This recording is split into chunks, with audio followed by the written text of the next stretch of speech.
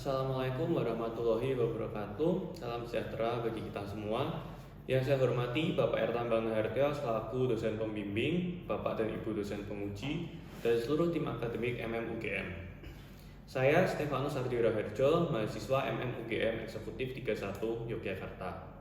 Terima kasih atas kesempatan waktu yang diberikan kepada saya untuk mempresentasikan penelitian saya yang berjudul Analisis Strategi Pengembangan Bisnis Restoran Dapur Bupati Yogyakarta. Dimulai dari bagian pendahuluan. Latar belakang dari penelitian ini adalah dikarenakan pendapatan restoran Dapur Bupati yang mengalami penurunan yang signifikan jika dibandingkan sebelum masa pandemi. Terlebih, regulasi dari pemerintah yang memaksa Dapur Bupati harus tutup sementara pada bulan April dikarenakan adanya pembatasan kegiatan masyarakat. Data yang digunakan dalam penelitian ini adalah data kinerja tahun 2019 sampai 2020. Pandemi COVID-19 memiliki dampak besar terhadap perekonomian dari berbagai sektor, termasuk di sektor usaha kuliner. Melihat kondisi keuangan restoran Dapur Bupati yang mengalami penurunan, manajemen restoran Dapur Bupati merasa perlu memikirkan alternatif strategi bagi restoran Dapur Bupati untuk keberlangsungan bisnisnya. Juga, manajemen restoran Dapur Bupati merasa sudah saatnya untuk mengembangkan bisnisnya agar tidak tergantung pada pendapatan dari penjualan di restoran Dapur Bupati saja.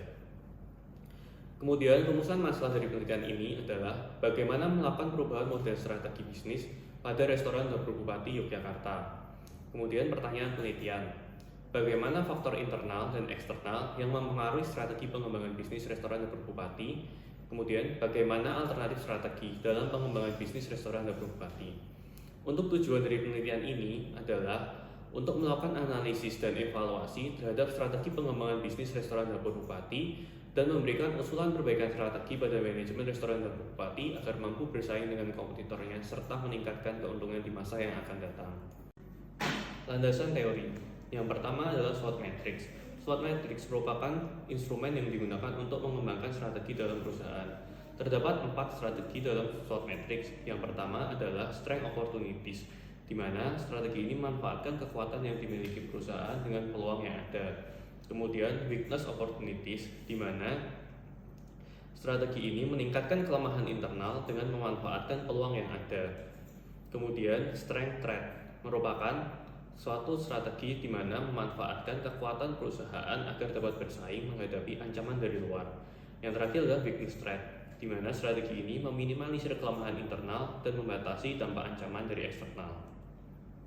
Kemudian QSPM atau Quantitative Strategic Planning Matrix merupakan salah satu metode penentukan prioritas alternatif strategi yang diperoleh dari analisa SWOT. Menurut Fred R. David dan Forrest R. David tahun 2017, tahapan QSPM terbagi menjadi 3. Yang pertama adalah input stage, di mana pada input stage ini menggunakan internal factor evaluation dan juga external factor evaluation. Kemudian tahap kedua adalah matching stage. Pada tahap ini penelitian ini menggunakan internal external matrix dan juga SWOT matrix. Kemudian untuk decision stage kita menggunakan quantitative strategic planning matrix. Quantitative strategic planning matrix dipilih karena dapat melihat prioritas alternatif strategi secara objektif. Metode penelitian.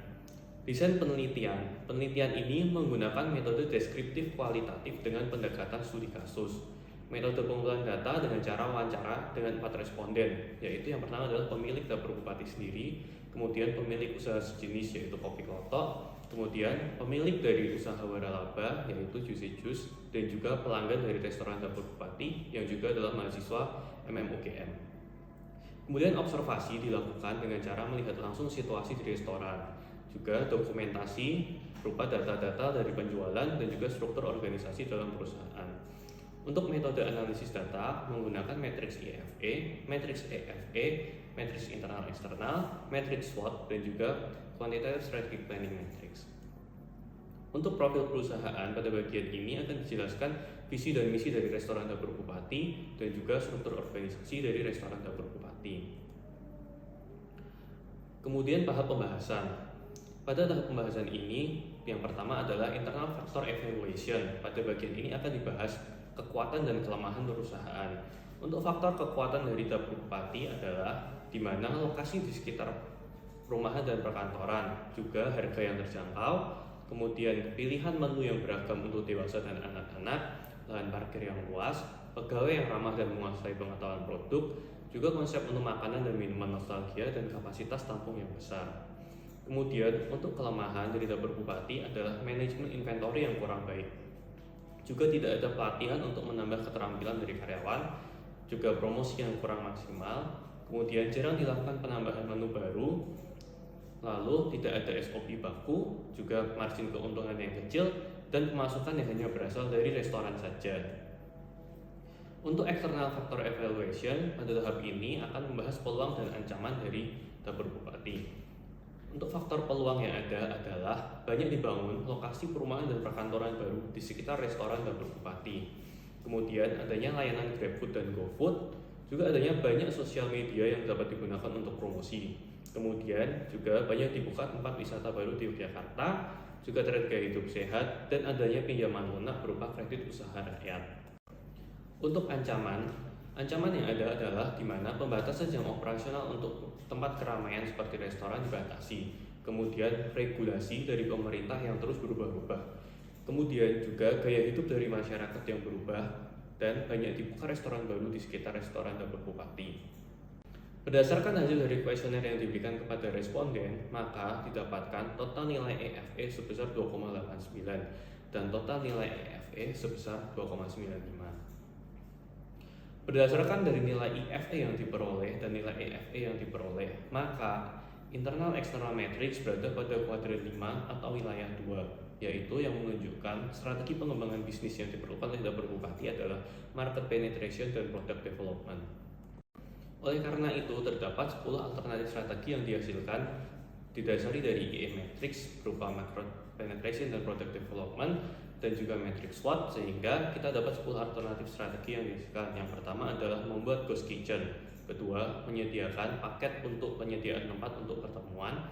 3, bekerja sama dengan biro jasa pariwisata. 4, promosi menggunakan GrabFood dan GoFood. 5, membuka cabang restoran dapur bupati di area lain. 6, menambah menu khusus untuk diet atau menu vegan.